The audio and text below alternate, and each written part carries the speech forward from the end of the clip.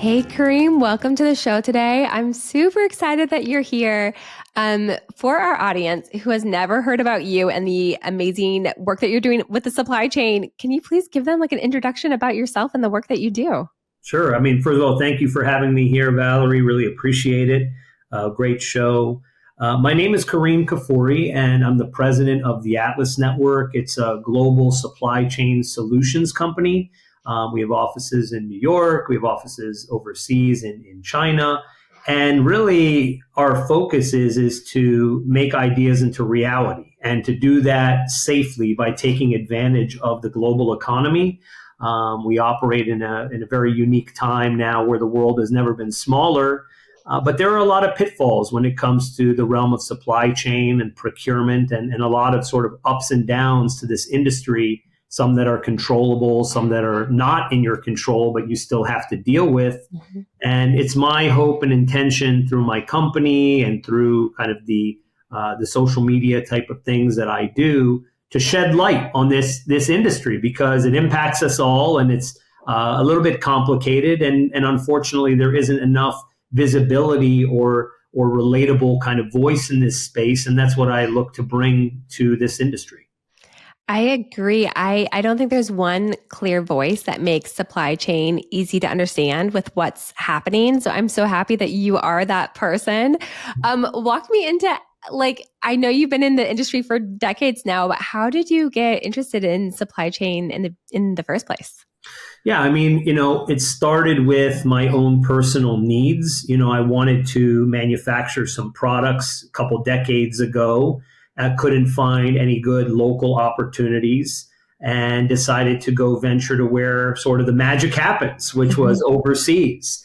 And I also had some family and people I knew that were in the industry and really fell in love with the mass production and sourcing process. The issue that I felt, and therefore the opportunity, was that it was very fragmented, right? Yeah. And there's so many bad actors, groups that say that they're manufacturers, but they're not. Quality control that really isn't in place, and a lot of areas that can be quite challenging and disruptive, or even destroy businesses who want to take advantage of the global marketplace. So that was the beginnings of me creating the Atlas Network. At the time, I was in the regulatory space. I was working at the Securities and Exchange Commission. I was at NASD FINRA. And I took a lot of these methodologies and ideas around risk mitigation and control matrices and this idea and said, how can we apply that to a different industry, which is global sourcing, manufacturing, production, so that businesses can get a transparent, effective outcome and be able to take advantage of the best opportunities that exist globally. And that was the beginnings of the Atlas Network. We always presented ourselves and sold in those ways on those non-sexy things. Mhm. And now those things are the most important things that anybody cares about. Nobody really cares about the fact on whether you're getting something made for pennies on a dollar. They care about visibility, transparency, resilience, and is my supply chain going to, be here for the long run? And that's what we've always worked on. So it's my hope to help customers and clients in those ways and talk about any of those issues that impact the supply chain. No, that's amazing. I think supply chain, it really touches everybody, whether you're a business owner or just a consumer. Can you tell me what does the supply chain look like today? Like in a post-pandemic world, is it worse than ever before? Is it better? Is there progress being made? How do you feel about the industry right now and what's happening? It's very much in flux, and it's in flux with regards to great things happening. It's also in flux with regards to not so great things happening. I think the point is that the word supply chains, those phrases became part of the common vernacular during the pandemic because we all faced as consumers not having products on the shelves or skyrocketing prices and why is this happening and who's to blame and what kind of comes about. And a lot of it's still also misunderstood. But we know it's important and we know that it is something that we all have to pay attention to. So what's been happening? Well, advances technology for sure, AI, shortening periods of innovation and ideation, being able to create samples, prototypes, or even productions at record speeds, designs, prototyping, all of that. Quality with regards to new technologies and innovations that really work to find the most minuscule details that can get overlooked by human beings and being done by machineries at sort of the speed of light. And definitely in the area of sustainability. I mean, we know that the seventh leading cause of greenhouse gases is global supply chain and the transportation industry. And so at COP28 in Dubai, there was an initiative that was put in place that by 2050, the largest kind of freight carriers wanted to be carbon neutral and work towards using, alternative sources of energy and things of that nature, hydrogen hubs and so forth. And even just simple things like right sizing, which happens with regards to like the size of products being in boxes. We all have that situation where you get that Amazon shipment, that box that's this big and the product is this small with a bunch of airbags. Well, that ends up in the landfills. And not only that, it costs businesses a significant amount of money that they don't have to pay. And it's ineffective for us and for the planet. So there's technologies in place now to really look at particular products and make sure that the particular packaging, whether it's shipping or transport or retail packaging, effectively, meets the needs of the business and the customer and the intended use. These things were not really in place a decade ago, and now they are. So there's so many areas as it relates to the supply chain that are changing and morphing and are getting better and better. Where it becomes a little bit complicated, I think, is where we have scenarios of continued disruption as we look at the global economy. So a perfect example would be, some of the tariffs that are coming now under the new president-elect. Regardless of your political affiliations, economic sanctions have always been used as a way to curb behavior between nations or bring them to the negotiating table, and that's fine and that's good. But so long as it doesn't go so far as to disrupt consumer behavior, buying behavior, impacting unemployment and purchasing patterns, which can happen if tariffs go too far, because you can go into inflation and then into levels of potential recession too. So these are things that are happening in the industry now, as well as just other natural disasters, global events, wars. All of these things impact the supply chain because they create disruptions in balance of economy and costs globally. So, there's a lot happening right now. It's in flux, very much so. You've even got the workers at the ports that are striking because of the fact that their needs aren't being met with regards to their salaries and benefits and things of that nature. Well, what happens when they stop reporting to work? Well, then goods can't get off boats, that can't get on trucks, that can't deliver, and costs go through the roof, and businesses go out of business, and it's a domino effect. Yeah. So there's a lot happening right now in the supply chain industry. I'm overwhelmed just listening to it. What is a business owner who needs, products imported, who's dependent on the supply chain? What do they do now? Like, what would be your best piece of advice for them dealing with all these things happening? You need to definitely have plans A, B, C, and D. That's for sure. You cannot rely upon a single source. You need to have safeguards. You need to make sure that your source is resilient to be able to weather whatever kinds of storms. You may have to look ahead a bit, meaning instead of ordering for the next month or 3 months, maybe order for the next 6 months just to make sure you have enough on hand. If anything sort of changes or shifts a bit, whether it's with regards to cost or time frames or time horizons, things of that nature, you basically have to have a mentality of the best offense is a good defense. So you have to be defensive with regards to those things that you're reliant upon that operate in that supply chain space, whether it's global or domestic.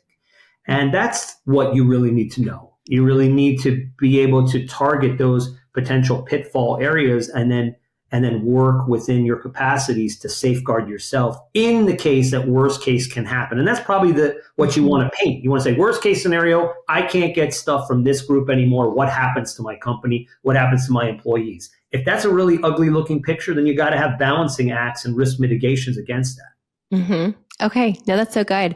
And I know that I've talked to some business owners who have tried to actually buy products from like the African continent.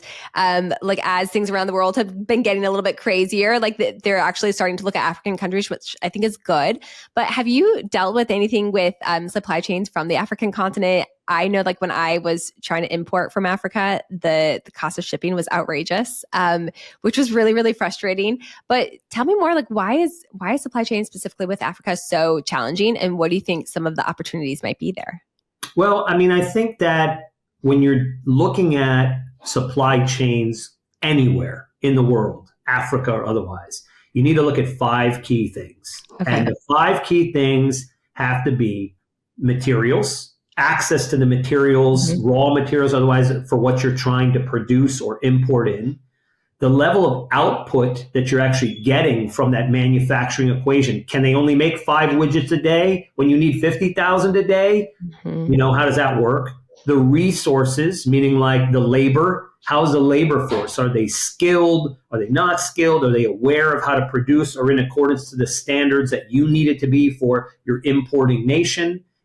That's important. The technology, do they have the technology to actually be able to facilitate the products or productions you need done? And then finally, after looking at those four things, how is the cost structure?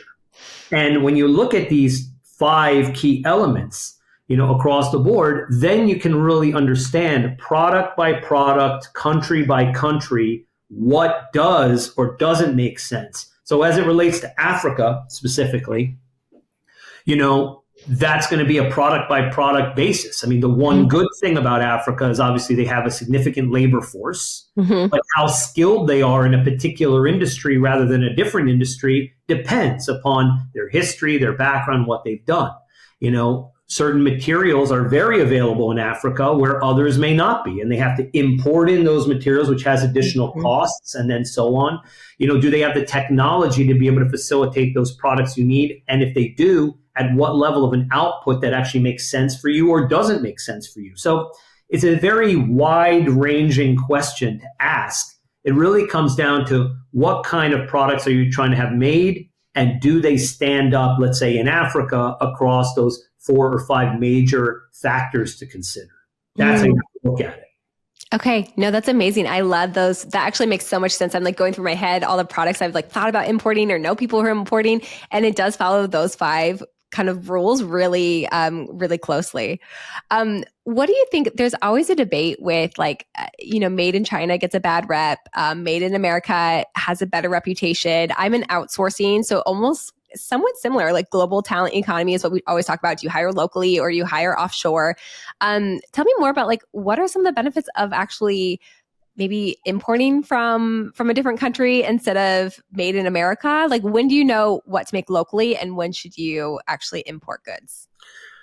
Well, the reality of it is that if people are used to buying a $10 t-shirt, they're not going to spend $1,000 for the Mhm. t-shirt just to say it was made in America. And there is a place where our economy has become so reliant on the global manufacturing world that to make it anywhere else or to facilitate it anywhere else just doesn't make sense Mm. logically or even for the economics of the nation you are trying to work within. And so I believe this is my thought process around this is you have to go where the most efficient outcome is globally. And it doesn't necessarily mean just cost wise. It's a mixture of cost and quality and time frames and materials and all of those things. But if the best place in the world to make those products is in China, then it's in China. Mhm. If it's in Africa, it's Africa. If it's the United States, it's the United States. And the more that we start to not see our economies as being insular, right, and just our own economies, but rather that we are participants in a global economy, Mhm. is where we can truly be able to take the most advantage of opportunities that exist in the world.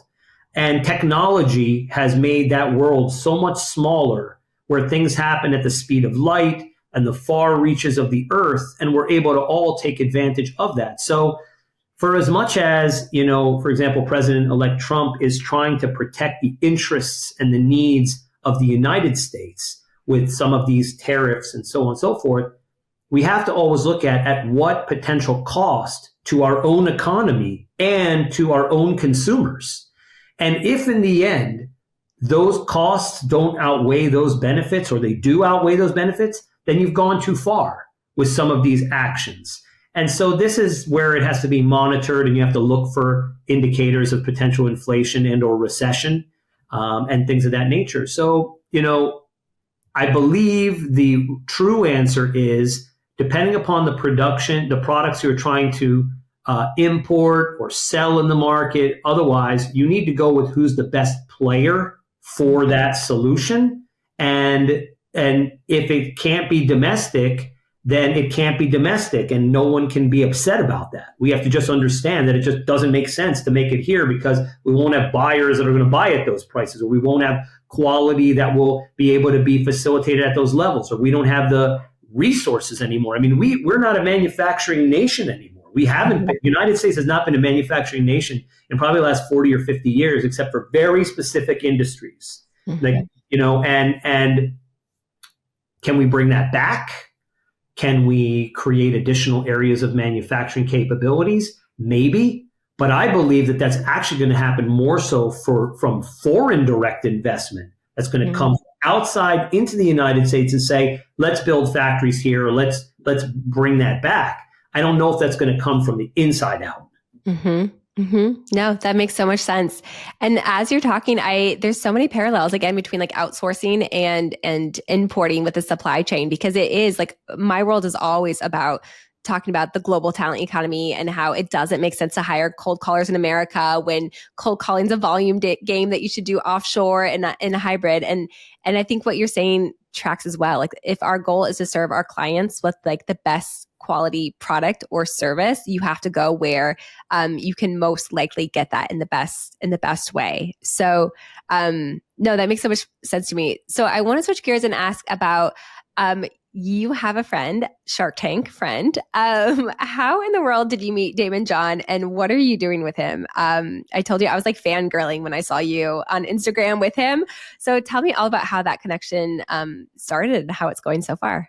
Yeah, sure. I mean, Damon and I have known of each other for a few years now. We sort of were operating in similar circles.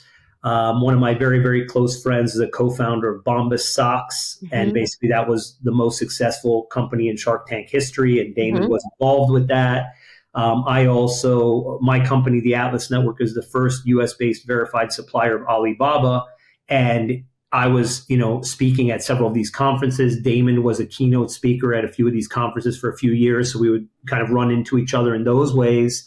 And, timing is everything.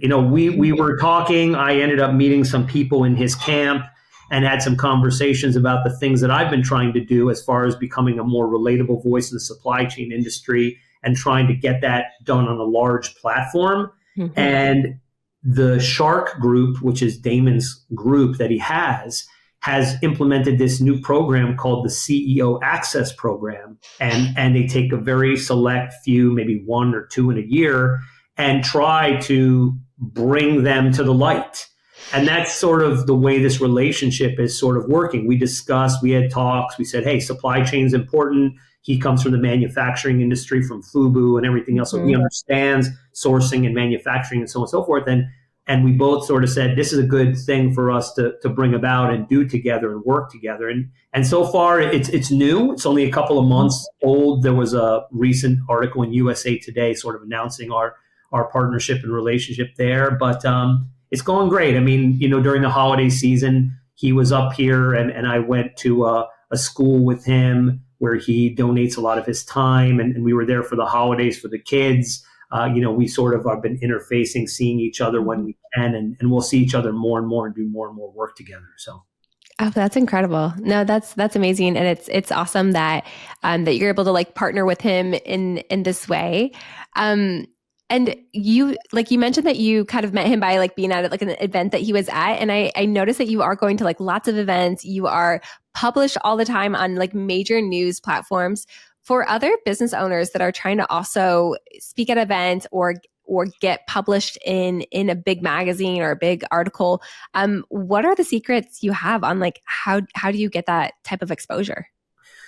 Yeah, I mean, well, first and foremost, you have to have content that makes sense for Mm-hmm. population, things that people are interested in and are talking about. I'm fortunate that the supply chain space is something that people care about now, and Mm-hmm. they don't know enough about, and it's an area of interest.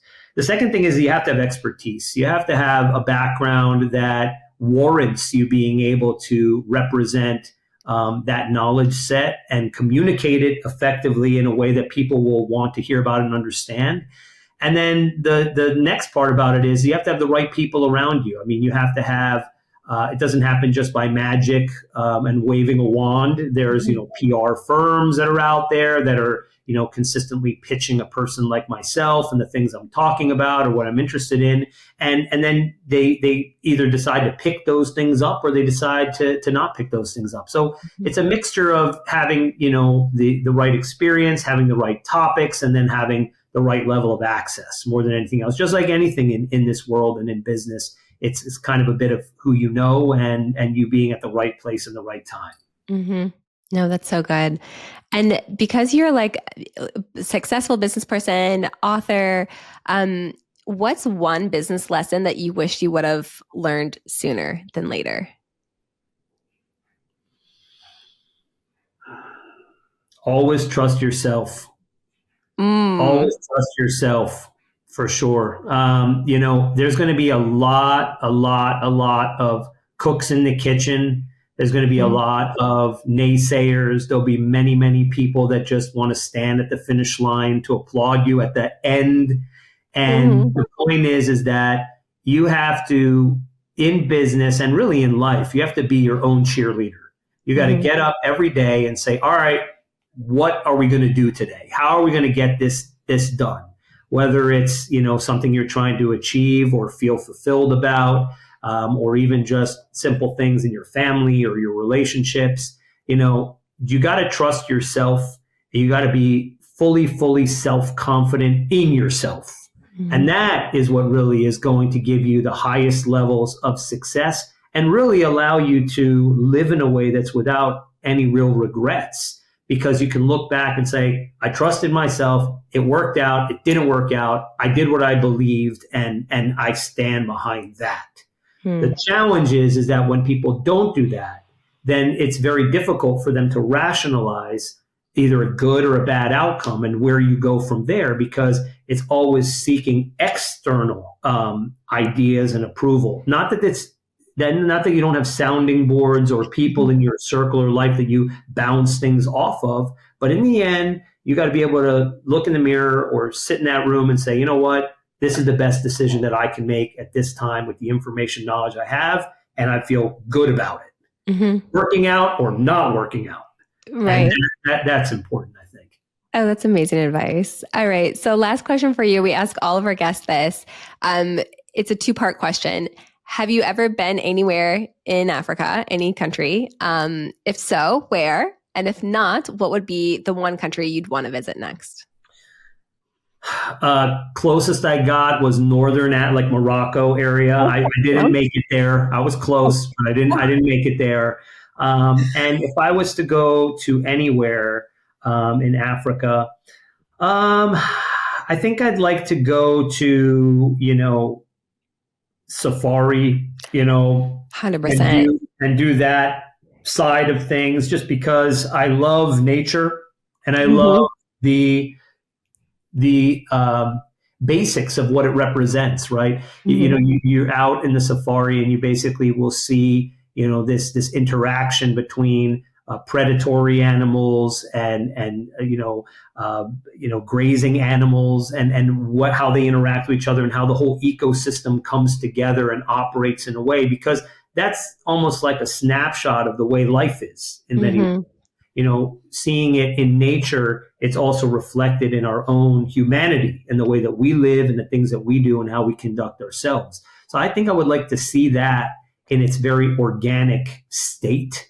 I saw a little bit of that when I was in India. I went to some of the rainforests and I saw some beautiful nature and just those things at play. It just puts the world in perspective Hmm. when you see things in that way. So I think that that's what I would like to see in Africa. I think that's amazing. I have not actually been on a safari, which surprises people because I was there for a decade. But I have heard from everybody who's done a safari that you do kind of like rethink life, and you also realize what life really is after going on one. So I'm there with you. That's amazing. And for any business owner who's listening to this and supply chain is an issue for them. I know you have a book, you have a website. Tell people where to go to get access to you and to get some of your help. Sure. My company is called The Atlas Network, THEATLAS, theatlasnetwork.com is where we have all of our global supply chain solutions and everything. For my own sort of philosophy and leadership type of stuff, that would be at kerimkfuri.com. And for the book, it's supplychainupsanddowns.com or on Amazon. Outside of that, I've got all the social media platforms, YouTube, Instagram, TikTok, Facebook, a bunch of different All places. the things. But really, I think that those places, I give a lot of really good knowledge and information there, a lot of like little 30 to 60-second clips that I think are very relevant to people as to why supply chain may matter as it's with regards to the cost of this or why you may read about that in the news. And so I try to really bring it home on those social media platforms. Mm-hmm. I do really enjoy. I'm big on LinkedIn, so I really enjoy following you there and seeing the advice. Perfect. And is there anything any last minute advice or things you want to share before we hop off? No, I mean, I would just say, first of all, thank you for this great opportunity on your show. And just for any business owners that are out there, just understand that you can take advantage of the global economy and have wonderful experiences and outcomes, but you have to follow a little bit of some, dotting the I's and crossing the T's. You have to assume that things will change. The sands can shift underneath of your feet in this industry rather quickly. So with that in mind, make sure you have a good risk mitigation strategy. And if you do that, you can really have a wonderful outcome. That would be my advice. Amazing. Kerim, thank you so much. And we'll put all of your websites and books and all that in the show notes as well. So thank you so much for being here. Thank you, Valerie. Thank you again. Really appreciate it.